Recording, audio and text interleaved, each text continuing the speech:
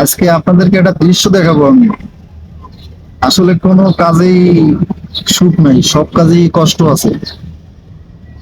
এই কথাটা কেন বললাম তার উদাহরণ আমি দেখাচ্ছি এখনই আপনাদের।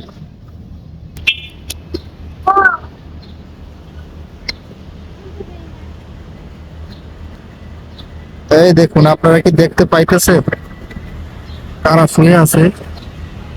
ভালো করে দেখেন তো, তারা শুয়ে আছে, দেখতে পাইতেছেন?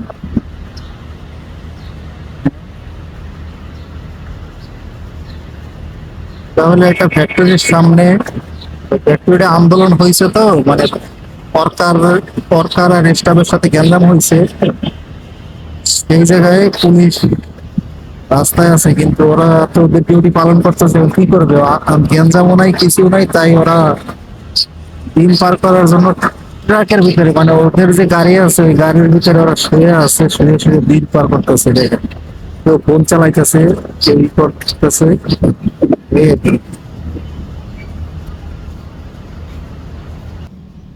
তাই বললাম যে শান্তি কোনো কাজেই নাই, সব কাজেই কষ্ট আছে।